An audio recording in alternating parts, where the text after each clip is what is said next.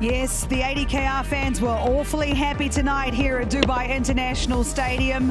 They were sent into bats, everyone talking about batting first here at Dubai, but didn't matter to them. It was Salt and Pepper at the top who were simply superb to help set a total that was far, far too big for the Gulf Giants. And didn't they love it? The bowlers were brilliant, did a wonderful job, led by Jason Holder. DJ Bravo, a very happy coach at the end of the day. So let's have a look at the wash-up as we head into the eliminators for the DP World ILT20 in Season 4. Here it sits. So the Desert Vipers take on My Emirates. That is on the 30th of December. The first is the eliminator final. That's the Dubai Capitals taking on the Abu Dhabi Knight Riders.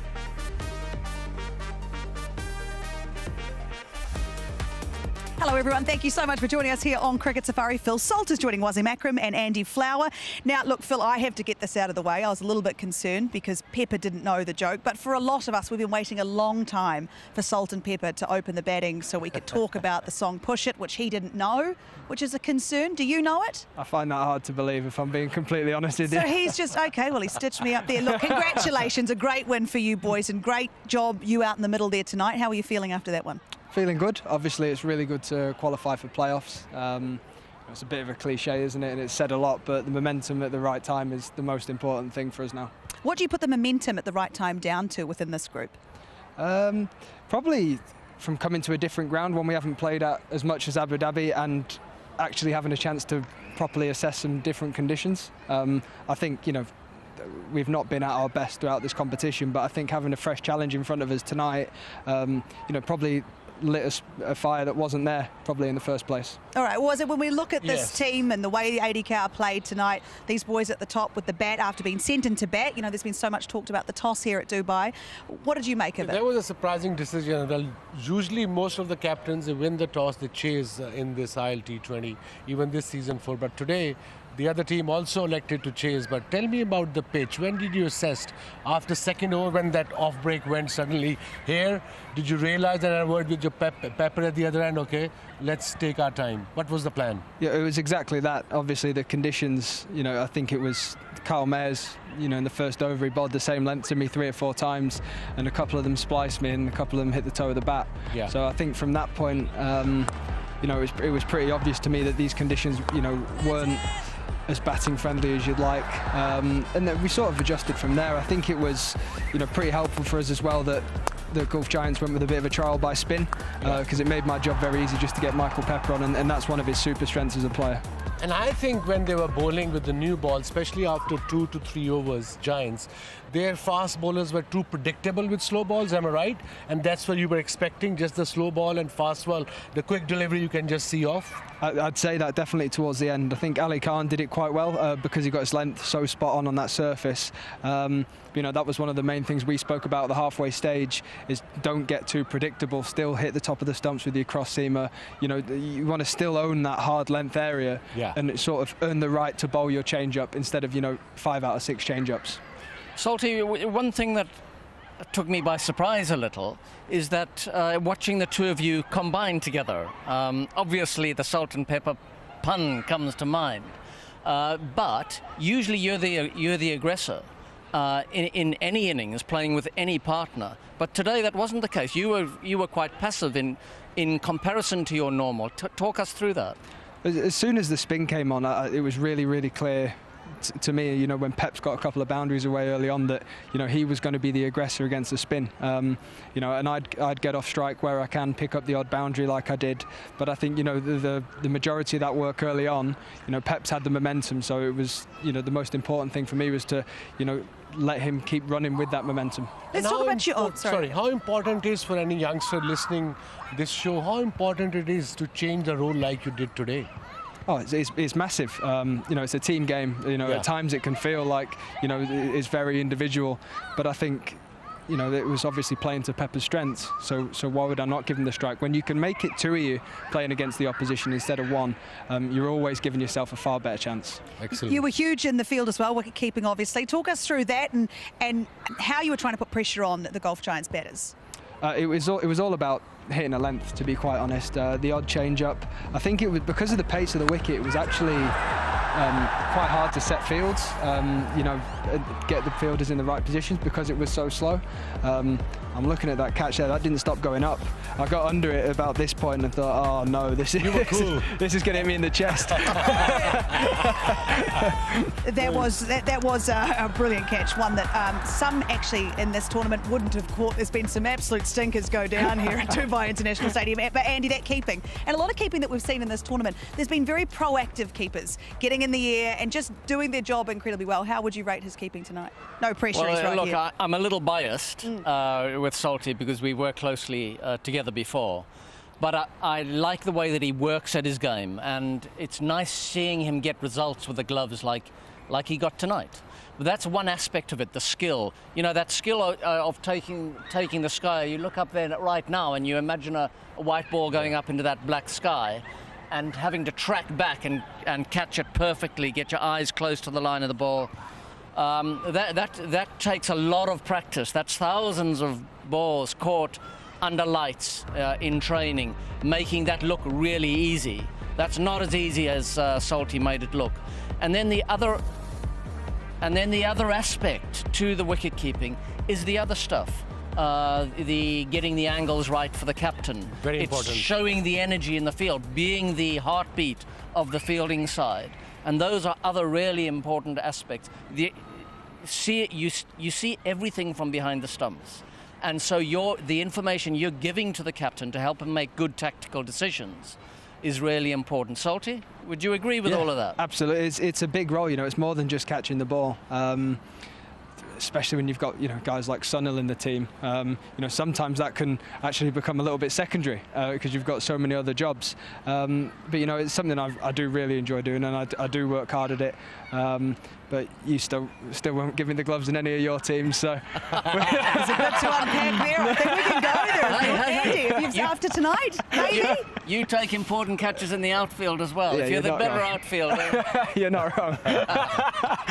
That's very greedy to be good at both, to be perfectly honest. But so talk us through what happens next. So you have a few days off, you can chill and relax as you get ready for this eliminator. And this team hasn't been in one for a while now. So what's the plan? How do you approach it? I mean, it's pretty simple from my point of view. It's another game. You have to earn the right to go deep into these playoff runs, and you know, I won't like it very much if I go back into that dressing room now and people are saying we've finished fourth, the team that finishes fourth always goes to the final. I won't like that. We've got one more game, and then after that we've got one more game, and we've got to keep it as simple as possible. And now. Do you believe Salty peaking at the right time, especially at end of the tournament? You know, end of the tournament. Yeah, I think it's. It can be a bit of a cliche at times, if I'm perfectly honest with you.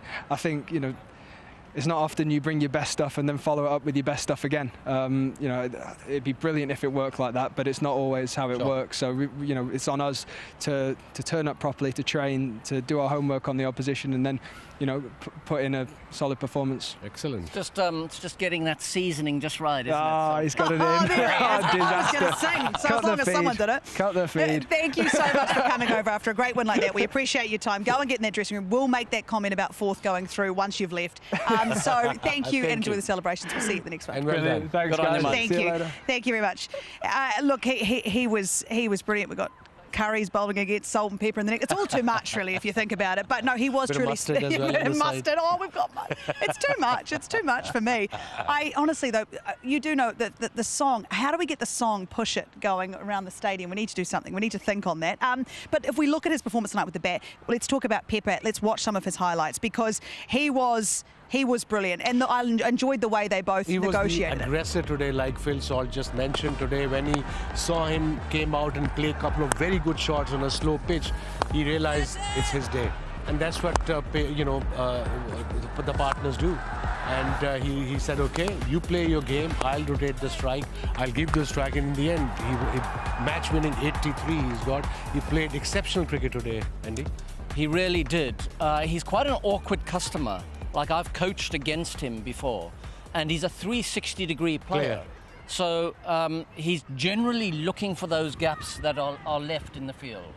And in power play, there are lots of those gaps. Yeah. So he's not the most consistent player because he does try to play all around the ground. But if he's on a roll, and he was definitely on a roll today, he was brilliant. He played the spinners as well as you could have played the spin, I thought.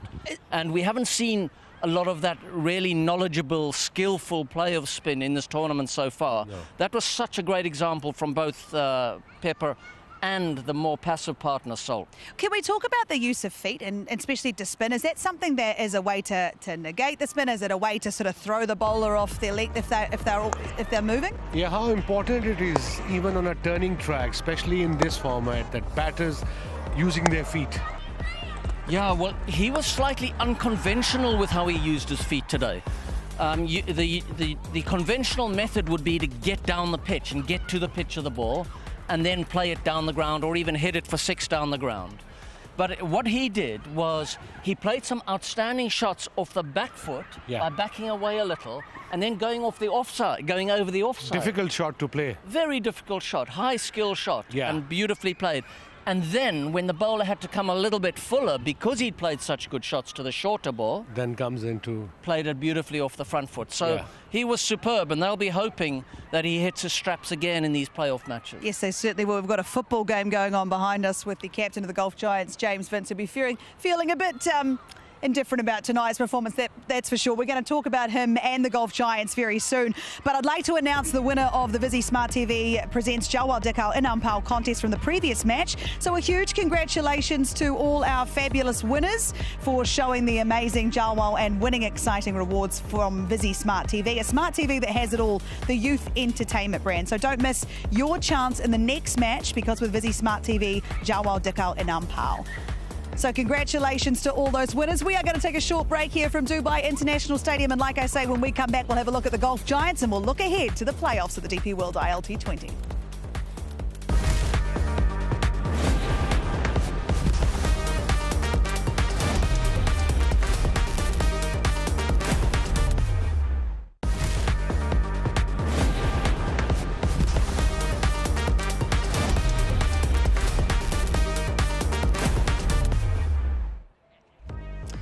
Welcome back to Cricket Safari, Dubai International Stadium, and it was a big old win for the Abu Dhabi Knight Riders to see them go through. They will now take on the Dubai Capitals in the eliminator final here at the DP World ILT20. As you can see, some huge contributions from Salt and Pepper at the top for the Knight Riders, and some very, very good bowling to mean the Golf Giants will progress no further in this tournament.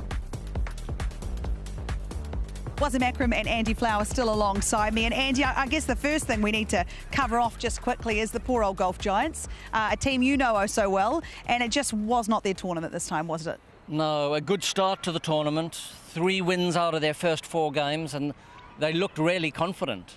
But they had Patum Nissanka opening the batting for them around that time, and he looked in such classy form. As soon as he left, they tailed off. Vince stepped up to open the batting, but Gurbaz didn't really step up as he needed to. Again, a failure tonight with the bat. Vince has not been in good form with the bat. That's definitely tailed off. Gurbaz getting out early on in the first over adds pressure. Doesn't matter how experienced you are as a batter as well, and especially when chasing a mammoth total of 180. And Gurbaz playing short on the first over, second ball. Just if you have a feel of the pitch, then play your shots. He's a good enough player. Yeah. But he's proving to be quite erratic. His outcomes. So that does put Vince under pressure, and he hasn't been in sparkling form.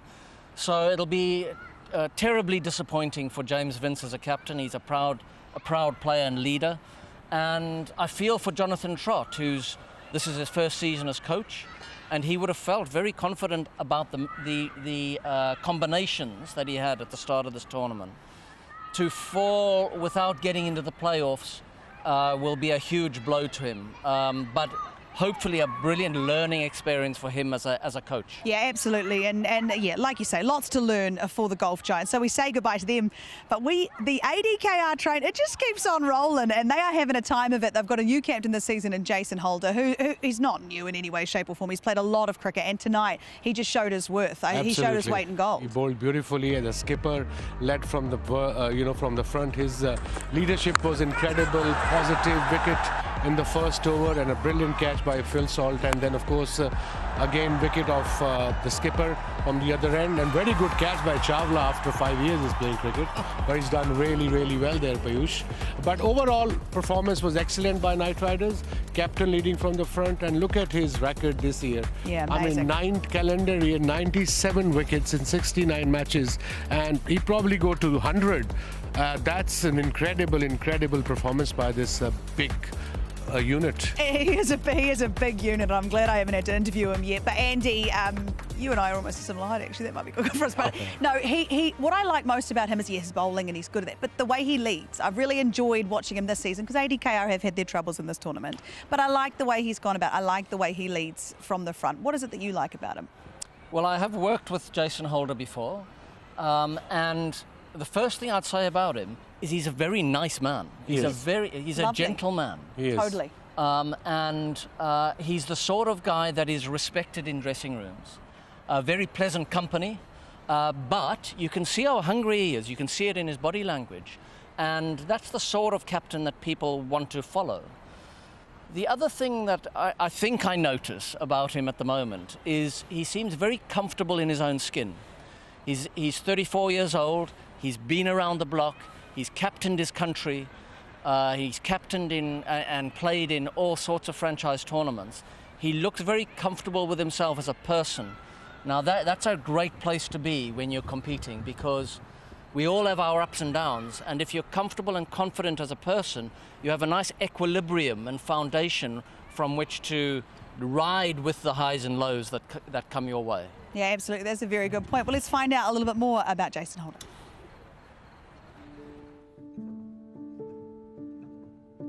Had captaincy early on in my career, probably wasn't quite ready, but as experienced as I am now, and playing so much cricket around the world, I think I've seen and done a lot of things.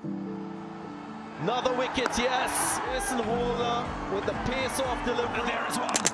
Chopped on. I'm more equipped now than probably was a few years back to be a leader, or to be a good captain. You know, I've always considered myself a leader, but to be a good captain now, I feel as though I've seen enough scenarios, been in enough teams, and probably experienced enough individuals to know how to get the best of the people. Ironically, you know, I've probably gotten the best of myself being captain for some reason. I don't know if it's because it helps you to really lock into the game and staying true to the game for the entire time. Whereas as a player, you tend to have periods that you can zone out.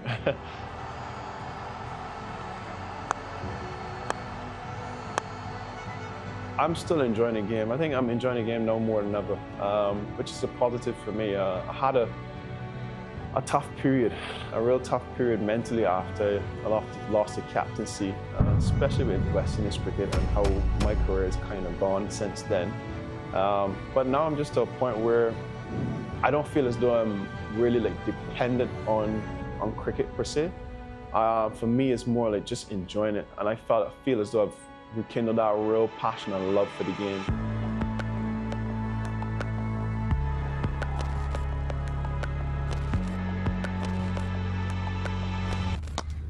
Lifting a trophy is what we aspire to do as professional athletes. So I think that's the part of my career that I think I would love to.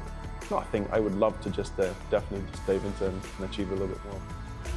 I'm good. How are you? I consider myself a respectful person. You know, nice is your opinion. You know, if you want to form your opinion, I'm a nice guy, fair enough. But I would more so want to be remembered as a well-respected man in the game, rather than a nice guy.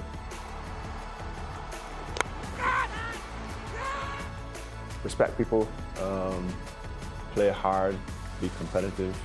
I love to win.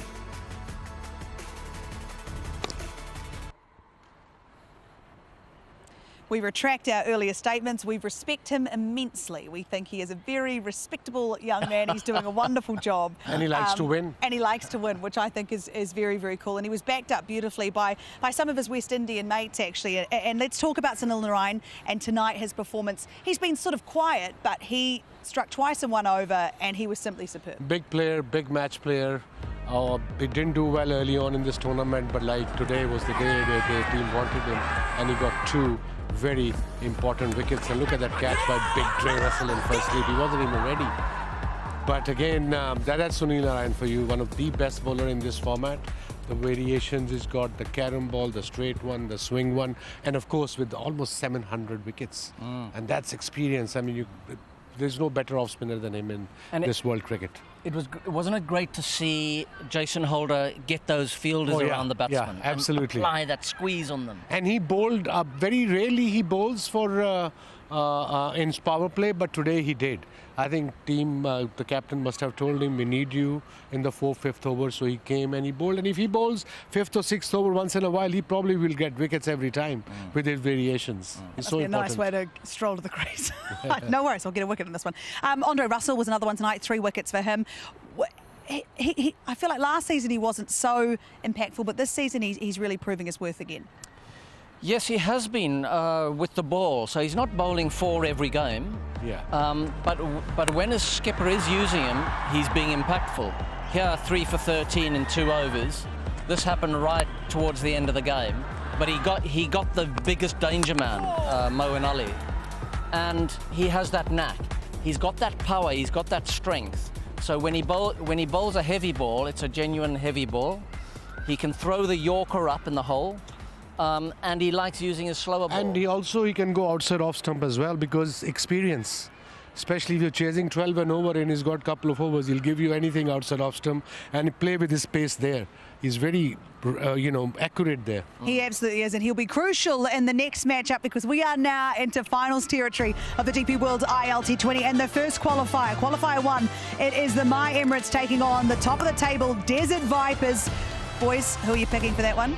It depends on the toss, but I think My Emirates are really peaking. They're really looking good now, in control. As for you, Andy? I'm going to bide my time before Andy, I pick anyone. Hold on, I want to see the pitch, get a feel of the condition. The toss. Exactly.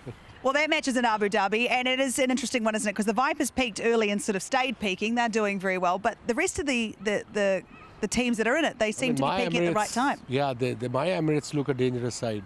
They've got very good spinners in their squad as well. And, of course, they're batting. They have power hitters. And I'm not saying Vipers are a weak team. They won, I think, 7 or 8, 9 games. Yeah. So they're also a good side. It'll be a close game, and let me tell you one thing. OK, realistically, could ADKR go on to win this whole thing with the way the momentum and you know how tournament play works? Well, you saw them play a very confident game this evening. And they do look like a side that all of a sudden goes, boom, we're confident, we're going to take anyone on. That's what they look like. That is what they look like, and that's what they're going to have to be when they take on the Dubai Capitals in the second eliminator. Stay with us, DP World ILT20. We can't wait for the finals.